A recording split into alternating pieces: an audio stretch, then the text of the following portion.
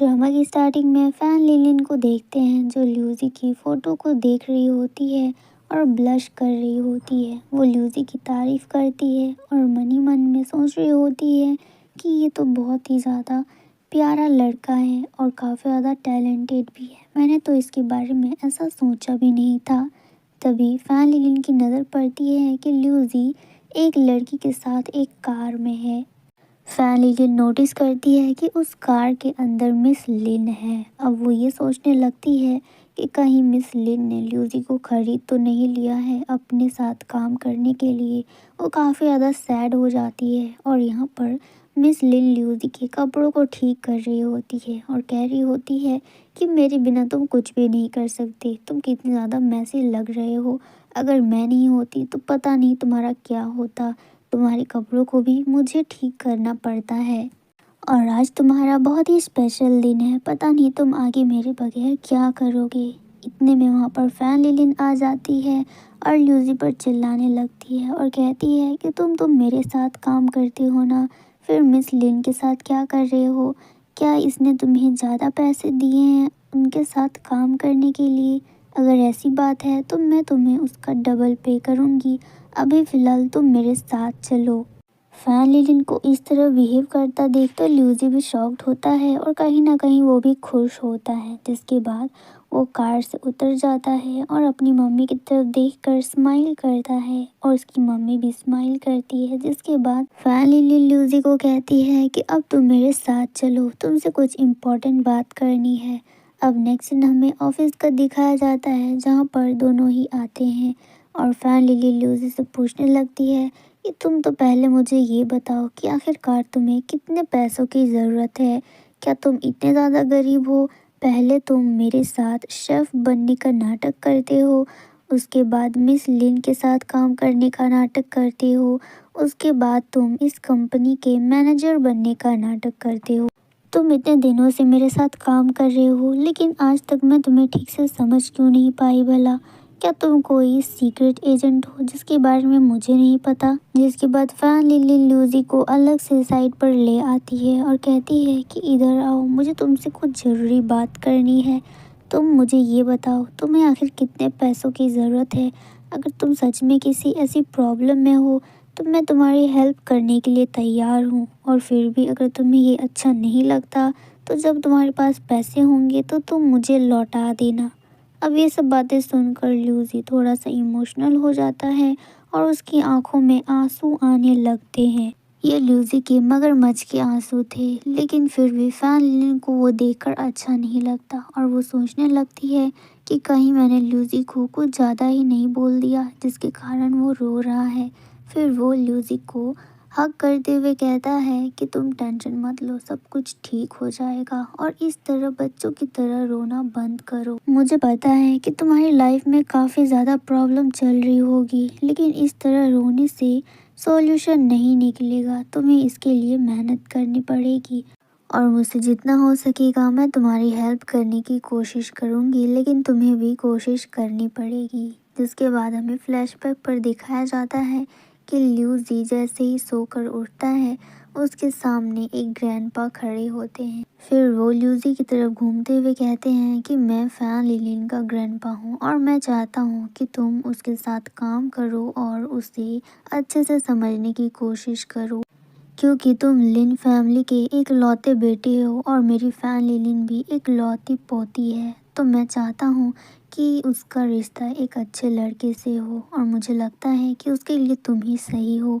तो मैं चाहता हूँ कुछ दिनों तक तुम उसके साथ काम करके देखो और मुझे सब रिजल्ट आकर बताओ, क्योंकि उसने कंपनी पर न्यू काम करना शुरू किया है तो उसे किसी भी चीज़ों की ज़्यादा समझ नहीं है। लेकिन मुझे ये पता है कि वो मेरी पोती है और वो अपनी पूरी कोशिश करेगी। वो इतनी आसानी से हार मानने वालों में से नहीं है क्योंकि मैं उसे अच्छे से जानता हूँ। इसी के साथ साथ ल्यूसी को उसका पहला टास्क मिलता है कि वो फैन लिलिन का शेफ़ बनकर उसके पास जाएगा और ल्यूसी का पहला इम्प्रेशन एक शेफ़ का होगा। जिसके बाद दूसरे टास्क और तीसरे टास्क में भी उसको यही रोल मिलेगा कि वो बस किसी तरह से फैन लिलिन को इम्प्रेस कर सके और अब तक ल्यूजी ने जितना भी काम किया है वो सब कुछ इसी का एक पार्ट है। और ल्यूजी ने अपने सारे टास्क काफ़ी अच्छी तरीके से निभाए थे। जिसके बाद ल्यूजी ये सोचता है कि जब वो फैन लिलिन का शेफ़ बना था तो उसे ये पता चला था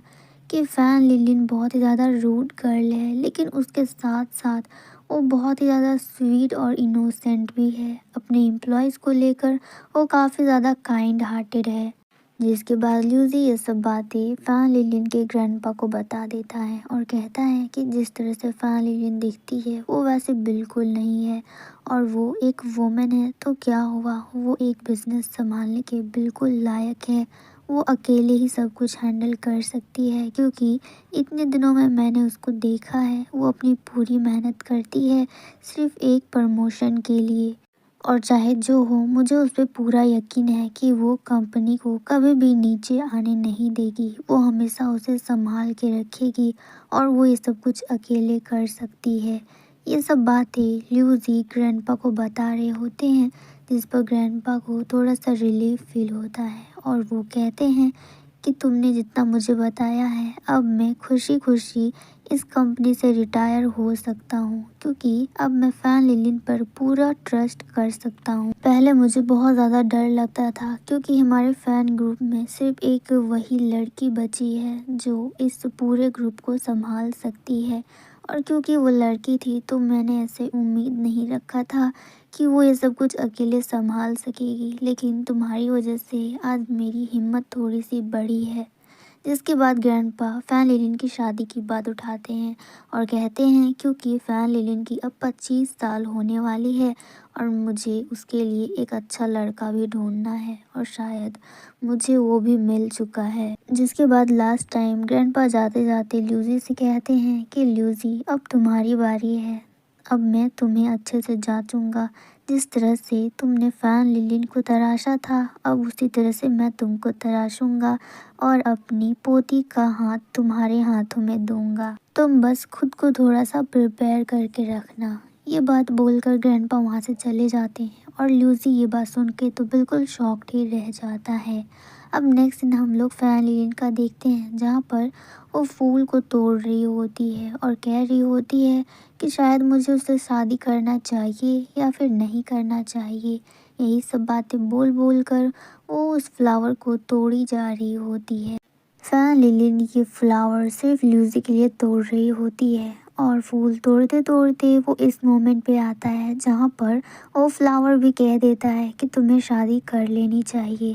रिजल्ट आने के बाद फैन लिलिन और ज़्यादा डिस्टर्ब हो जाती है और उठ के कहती है कि क्या सच में मुझे उस बेवकूफ़ से शादी करनी चाहिए, आखिर मैंने ये फ्लावर तोड़ा ही क्यों, और वैसे मैं अभी शादी के बारे में क्यों सोच रही हूँ, मेरी अभी उम्र ही क्या हुई है शादी करने की। जिसके बाद जाते जाते फैन लिलिन को उसका कैलेंडर दिख जाता है, जिस पर ये लिखा था कि कुछ दिनों के बाद फैन लिलिन 25 साल की होने वाली है। जो देखकर तो फैन लिलिन और भी ज़्यादा हार्ट ब्रोक हो जाती है और फिर से अपने मन में कहती है कि शायद मैं गलत थी, मुझे शादी कर ही लेनी चाहिए वरना मैं कुछ सालों में और बुढ़ी हो जाऊंगी। अब नेक्स्ट सीन हमें दिखाया जाता है कि जब फैन लिलिन रास्ते से पार हो रही होती है तो उसे ल्यूजी दिख जाता है, जहाँ पर ल्यूजी एक लेडी की हेल्प कर रहा होता है कि उसे किस तरह से काम करना है। ल्यूजी उसे बहुत ही पोलाइटली समझाता है, जो देखकर सभी को काफ़ी ज़्यादा पसंद आता है और ख़ास करके फैन लिलिन को। वो तो बस ल्यूजी को देखे जा रही होती है, उसकी नज़र ल्यूजी से हट ही नहीं रही होती और वो अपने मन में यही सोच रही होती है कि ये तो सच में एक जेंटलमैन की तरह है, मैं तो खामखा बेकार ही इसके बारे में गलत सोचती रहती हूँ। ये तो एक अच्छा लड़का है, चाहे ये कितना ही बदमाश क्यों ना हो, लेकिन काम के मामलों में और एक लड़की से किस तरह से बात करनी है इससे बेहतर कोई और जान ही नहीं सकता। यही सब बातें सोचकर तो फैन लिलिन बस खो जाती है और तभी उसे रियलाइज़ होता है कि वो ल्यूजी के लिए कुछ ज़्यादा ही खो चुकी है। जिसके बाद ल्यूजी नोटिस करता है कि फैन लिलिन बाहर है और वो कुछ ठीक नहीं लग रही। इसके बाद ल्यूजी उसके पास आने की कोशिश करता है, क्योंकि फैन लिलिन उस तरह से बिहेव भी कर रही थी जो देखकर कोई भी बता देता कि फैन लिलिन अभी ठीक हालत में नहीं है। अब नेक्स्ट सीन देखते हैं, जहाँ पर ल्यूजी फैन लिलिन के पास पहुँचता है और कहता है कि तुम आखिर कर क्या रही हो, तुम्हारा ध्यान कहाँ पर है, तुम ठीक तो हो? अगर तुम्हें कोई प्रॉब्लम नहीं तो क्या हम दोनों अकेले में जाकर कुछ बातें कर सकते हैं। जिसके बाद नेक्स्ट सीन ल्यूजी और फैन लिलिन का होता है, जहाँ पर वो दोनों एक साथ बैठे होते हैं और ल्यूजी उसको बोल रहा होता है कि क्या तुम काम का प्रेशर कुछ ज़्यादा ही अपने सर पे ले रही हो। तुम्हें सब काम सोच समझ के करना चाहिए। इस तरह से सभी काम अपने सर पे डालना ये कोई बहादुरी का काम नहीं है। जिसके बाद फैन लिली ल्यूसी को बताती है कि तुम्हें पता है, हमारे फैन ग्रुप में सिर्फ मैं इकलौती लड़की बची हूँ। मेरा तो कोई भाई भी नहीं है जो इस कंपनी को संभाल सके। इतने सालों तक इस कंपनी को मेरे ग्रैंडपा ने संभाल के रखा था, लेकिन अब वो रिटायर होने वाले हैं क्योंकि उनकी उम्र भी काफ़ी ज़्यादा हो चुकी है। तो इस कंपनी को अब मुझे ही संभालना पड़ेगा, इसलिए बहुत सारी चीज़ों का प्रेशर मेरे सर पे है। और तुम्हें तो पता ही है कि हमारी कंपनी कितनी ज़्यादा बड़ी है और यहाँ पे अगर एक भी एम्प्लॉय एब्सेंट हो जाता है तो उसकी सारी रिस्पॉन्सिबिलिटी मेरे ऊपर आ जाती है और मुझे वो सब कुछ अकेले संभालना पड़ता है। खैर, ये सब बातें मैं तुम्हें क्यों बता रही हूँ, तुम्हें तो इन सब के बारे में कुछ पता भी नहीं होगा, तुम ये सब काम थोड़े ही करते हो। जो बात सुनकर ल्यूजी स्माइल करता है और वो फैन लिलिन को कहता है कि जब तुम्हें इन सब कामों से इतनी ज़्यादा प्रॉब्लम हो रही है, तुम्हें सच में इतना अकेला फील हो रहा है, तो तुम्हें एक शादी कर लेनी चाहिए। एक ऐसे लड़के से शादी करो जो तुम्हारी तरह बिजनेस को अच्छे से समझ सके और तुम्हारी तरह ही मेहनती हो, हर काम में एक्सपर्ट हो। और तुम्हारे ग्रैंडपा ने इस कंपनी में बहुत सालों तक काम किया है, शायद उनकी नज़र में कोई एक ऐसा लड़का होगा, काबिलदार लड़का, जिससे तुम शादी कर सको। और क्या कोई ऐसा नहीं है जिसे तुम पसंद करती हो और उससे तुम शादी करना चाहती हो? क्योंकि आजकल के ज़माने में ऐसा होना काफ़ी ज़्यादा मुश्किल है कि कोई किसी को पसंद ना करे। मुझे पता है कि तुम्हारा बॉयफ्रेंड तो ज़रूर ही होगा, चलो तुम यही बता दो कि तुम पसंद किसे करती हो। जो बात सुनने के बाद फैन लिली ल्यूजी की तरफ देखती है और यही सवाल वो उससे पूछती है कि अगर मैं ही तुमसे ये सवाल करूं तो तुम इसका क्या जवाब दोगे? क्या तुम किसी से प्यार करते हो? क्या तुम भी किसी से शादी करना चाहते हो? जो सुनने के बाद ल्यूजी उसका कुछ भी जवाब नहीं देता। वहीं सामने पास में जो शॉप होती है फैन लिलिन के ग्रुप का, वहाँ पर कुछ कपल ज्वेलरी खरीद रहे होते हैं। एंड इसी मोमेंट पे हमारा ये एपिसोड भी ख़त्म हो जाता है। ड्रामा की स्टार्टिंग में फैन लिलिन कंपनी के बारे में बोलती है कि ये बहुत ज़्यादा मुश्किल है इस कंपनी को अकेले चलाना। तो ल्यूजी सच कह रहा था, मुझे शादी कर लेनी चाहिए। जिसके बाद वो ल्यूजी के बारे में सोचती है कि मुझे ल्यूजी से भी सब कुछ सच सच कह देना चाहिए, जो भी मैं उसके लिए फील करती हूँ। वो सब बताने के लिए फैन लिली ल्यूजी के पास जा ही रही होती है, तभी रास्ते में उसे एक एम्प्लॉय मिल जाती है जो उसको बताती है कि आप ल्यूजी को ढूंढ रही हैं, वो तो स्टोर के अंदर है, शायद वो कुछ खरीद रहा है। जो सुनकर फैन लिलिन को कुछ समझ नहीं आता कि ल्यूसी भला स्टोर के अंदर क्या ही खरीदेगा। उसकी तो कोई गर्लफ्रेंड भी नहीं है और वो किसी को पसंद भी नहीं करता। जिसके बाद फैन लिलिन दौड़ के स्टोर के पास जाती है। बाहर खड़े होकर वो देखती है ल्यूसी को कि आखिरकार वो खरीद क्या रहा है। जिसपे वो देखती है कि ल्यूसी रिंग खरीद रहा है, जो देखकर फैन लिलिन को कुछ भी समझ नहीं आता कि ल्यूसी रिंग क्यों खरीद रहा है। और रिंग खरीदने के बाद ल्यूजी उस रिंग को अपनी कैंडी बॉक्स में भर देता है और इसका ये तो श्योर हो गया था कि ल्यूजी जिस लड़की को पसंद करता है वो उसे आज प्रपोज करके ही रहेगा। ल्यूजी काफ़ी ज़्यादा खुश लग रहा था और रिंग लेने के बाद वो स्टोर से बाहर निकल जाता है। यहाँ बाहर फैन लिलिन उसे देख रही होती है तो ल्यूजी को देखकर वो छुप जाती है। ल्यूजी काफ़ी ज़्यादा खुश था और बहुत ही ज़्यादा एक्साइटेड नज़र आ रहा था, ऐसे मानो जैसे ल्यूजी को उसकी पूरी ज़िंदगी की खुशी एक ही साथ मिलने वाली है। जिसके बाद वो दौड़कर अपनी कार के पास जाता है जहाँ पर ल्यूजी की मॉम ऑलरेडी थी। फैन लिलिन को वो देखकर समझ नहीं आता और वो सोच रही होती है कि कार में तो मिस लिन है, भला ल्यूजी इतने दौड़ते हुए एक्साइटेडली मिस लिन के पास भला क्यों गया। और जिस तरह से उस कार से नज़ारा आ रहा था वो देखकर कोई भी कह देता कि ल्यूजी और मिस लिन का कुछ चल रहा है, क्योंकि फैन लिलिन को तो पता ही नहीं है कि मिस लिन ही ल्यूजी की रियल मॉम है। क्योंकि फैन लिलिन के हिसाब से तो मिस लिन बहुत ज़्यादा रिच है और ल्यूजी एक पुअर बॉय है। खैर फैन लिलिन वहाँ से देख रही होती है कि ल्यूजी मिस लिन को अपना कैंडी बॉक्स दिखा रहा होता है और उसमें से रिंग निकाल कर दिखा रहा होता है, जो देखकर मिस लिन काफ़ी ज़्यादा खुश नज़र आ रही है और ल्यूजी भी काफ़ी ज़्यादा खुश है। और इधर पीछे बेचारी फैन लिलिन खड़ी होकर ये सब देख रही थी और उसे तो कुछ समझ नहीं आ रहा था। उसे लग रहा था कि मिस लिन और ल्यूजी दोनों का अफेयर चल रहा है और अब उसका पता कर चुका है, तो यहाँ रहने और ना रहने का कोई भी फ़ायदा नहीं है। फिर फैन लिलिन वहाँ से सैड होकर जाने लगती है और वो डिसाइड कर लेती है कि ग्रैंडपा ने उसके लिए जो मैरिज प्रपोजल लाए हैं वो उसके लिए रेडी होकर जाएगी और ब्लाइंड डेट पर उस लड़के से मिलेगी। और वो लड़का कोई और नहीं बल्कि ल्यूजी ही है, लेकिन फैन लिलिन को इसके बारे में पता नहीं। इधर हम लोग फैन लिलिन को देखते हैं जो पूरी अच्छे तरीके से रेडी हो चुकी होती है उस डेट पर जाने के लिए। तभी वहाँ पर फैन लिलिन की एम्प्लॉय आती है और उसे देखकर काफ़ी ज़्यादा खुश होती और कहती है कि तुम बहुत ज़्यादा प्यारी लग रही हो। वैसे ग्रैंडपा तुम्हारा वेट कर रहे हैं उस ब्लाइंड डेट से मिलवाने के लिए। तो फैन लिलिन मुस्कुरा के वहाँ से चली जाती है और अपने मन ही मन में ये सोच रही होती है कि अगर ल्यूजी ने मेरा साथ नहीं दिया तो क्या हुआ। ग्रैंडपा जो लड़का मेरे लिए लाए हैं मुझे पूरा यकीन है कि वो काबिलदार होगा और इस कंपनी को मेरे साथ अच्छे से चलाएगा। अब नेक्स्ट सीन हम लोग देखते हैं जहाँ पर फैन लिलिन, ग्रैंडपा और ल्यूजी तीनों ही आ चुके होते हैं। अब ग्रैंडपा फैन लिलिन को एक सरप्राइज़ देते हैं और कहते हैं कि तुम्हारे लिए जो लड़का मैंने चूज़ किया है वो मेरे पीछे है और मुझे यकीन है कि तुम्हें ये लड़का काफ़ी ज़्यादा पसंद आएगा। फिर ग्रैंडपा साइड हट जाते हैं और उनके पीछे होता है ल्यूजी, जिसके बाद ल्यूजी पीछे मुड़ता है और वो देखकर फैन लिन तो काफ़ी ज़्यादा शॉक्ड होती है। उसे समझ नहीं आ रहा होता कि रिएक्ट भी कैसे करना है। फिर वो कहती है कि ल्यूजी तुम यहाँ पर क्या कर रहे हो?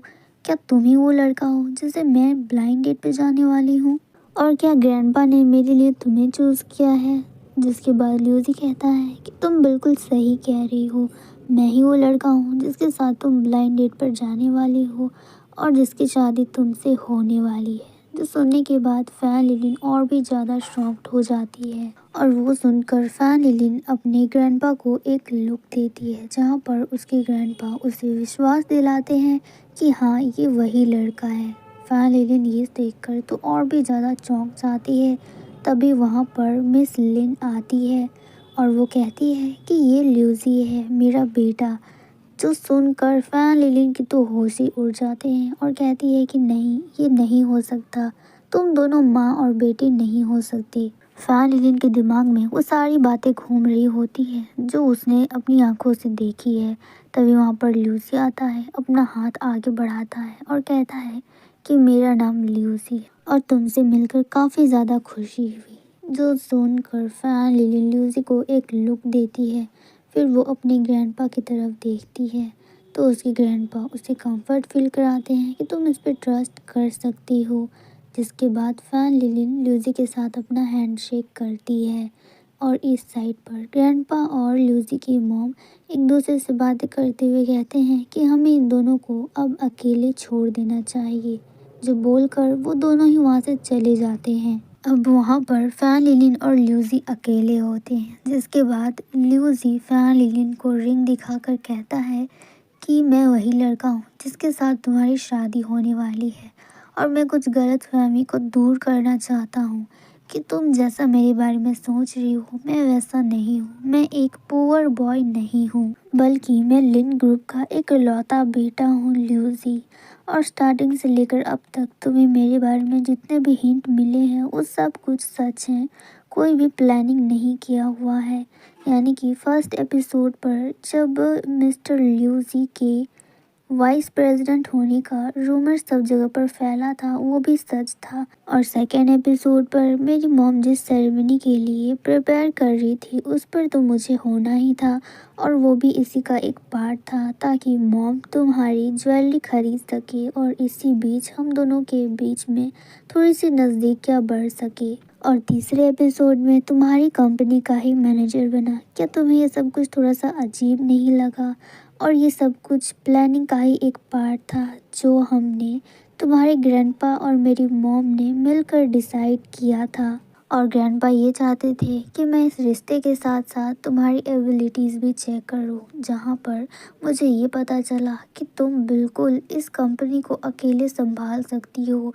जो सुनकर ग्रैंडपा काफ़ी ज़्यादा खुश भी हुए थे, लेकिन उसके साथ साथ ग्रैंडपा को ये भी चिंता थी कि तुम अकेली लड़की ये सब अकेले नहीं संभाल पाओगी। इसीलिए ग्रैंडपा ने तुम्हारी शादी की बात उठाई थी। और अगर तुम्हें याद हो तो एक बार मेरी मॉम ने भी तुमसे तुम्हारी शादी के बारे में पूछा था कि कोई लड़का है जिसे तुम पसंद करती हो, पर उस पर भी तुमने मना कर दिया था और कहा था कि तुम्हें अभी अपने करियर पर सिर्फ फोकस करना है। और वो सब सुनकर मॉम बहुत ज़्यादा खुश हुई थी। अब दूसरी तरफ फैन लिलिन को देखते हैं जो ये सब कुछ जानकर बिल्कुल भी खुश नज़र नहीं आ रही होती और उसकी रिंग को ठुकरा देती है। अब नेक्स्ट सीन हमें दिखाया जाता है जहाँ पर सब लोग फैन लिलिन का वेट कर रहे होते हैं, जहाँ पर ल्यूसी की मॉम तो कह देती है कि अगर मैं फैन लिलिन की जगह होती तो यहाँ पर आती ही नहीं, क्योंकि बेचारी ने बहुत कुछ अकेले सहा है।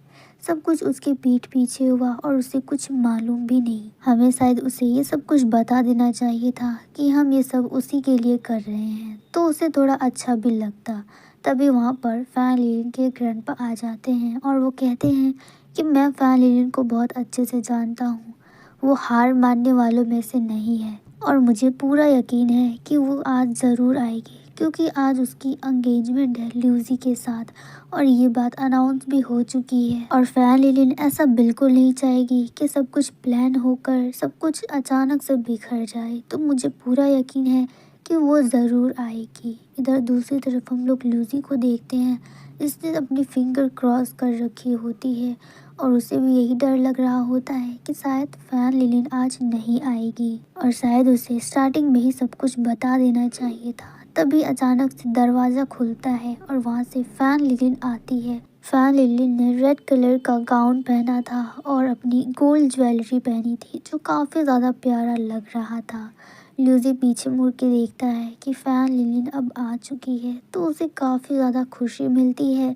और इधर दूसरी तरफ ल्यूसी के मॉम एंड डैड और फैन लिलिन के ग्रैंडपा भी काफ़ी ज़्यादा खुश होते हैं। फैन लिलिन काफ़ी ज़्यादा प्यारी लग रही थी, जो देखकर ल्यूसी की तो उस पर से नज़र ही नहीं हट रही थी। इसके बाद फैन लिलिन कहती है कि मुझे माफ़ करना, आने में थोड़ी सी लेट हो गई। एक्चुअली मुझे समझ नहीं आ रहा था कि मैं ड्रेस कौन सा पहनूं और यही चूज़ करने में मुझे इतनी ज़्यादा लेट हो गई थी और आखिरकार मैंने ये रेड कलर का गाउन ड्रेस पहना था। जिसके बाद फैन लिलिन धीरे धीरे करके आगे बढ़ती है और ल्यूसी भी आगे बढ़ता है और यहाँ पर ल्यूसी उसे देखकर कहता है कि तुम बहुत ज़्यादा प्यारी लग रही हो। फिर वो उसके पास आकर कहता है, क्या तुमने ये आगे ही प्लानिंग कर ली थी कि शादी के बाद भी तुम मुझे कभी चैन से नहीं रहने दोगी, यानी कि मुझे कभी खुशी से नहीं जीने दोगी। जो सुनकर फैन लिलिन स्माइल करती है और कहती है कि इतना कुछ जानने के बावजूद भी तुम मुझसे शादी करना चाहते हो। सोच लो, अभी भी तुम्हारे पास टाइम है, अभी तो तुमने मुझे रिंग भी नहीं पहनाई है। जिसके बाद वो अपना हाथ आगे कर देती है और कहती है कि चॉइस तुम्हारे हाथों पर है, या तो तुम मुझसे शादी करो या फिर ना करो। जो सुनने के बाद ल्यूसी कहता है कि तुम शायद भूल गई, मैं लिन ग्रुप का एक लौता बेटा हूँ और मैं इतनी आसानी से हार मानने वालों में से नहीं हूँ। जिसके बाद ल्यूसी अपना वही कैंडी बॉक्स निकालता है जो देखकर फैन लिलिन को समझ आ जाता है। फिर वो उसके अंदर से वो रिंग निकालता है जो उसे फैन लिलिन को पहनाना है। फिर ल्यूसी कहता है कि मैं तुमसे शादी करने के लिए तैयार हूँ और तुम्हारी नखरे उठाने के लिए भी तैयार हूँ। जिसके बाद वो फैन लिलिन को रिंग पहनाता है और यहाँ पर उन दोनों का एंगेजमेंट हो जाता है, जो देखकर सब लोग काफ़ी ज़्यादा खुश होते हैं। और लास्ट में फैन लिलिन और ल्यूसी दोनों किस करते हैं और इस मोमेंट पे हमारा ये ड्रामा ख़त्म हो जाता है। आई होप कि आपको ये वीडियो पसंद आई होगी। Thank you so much for watching.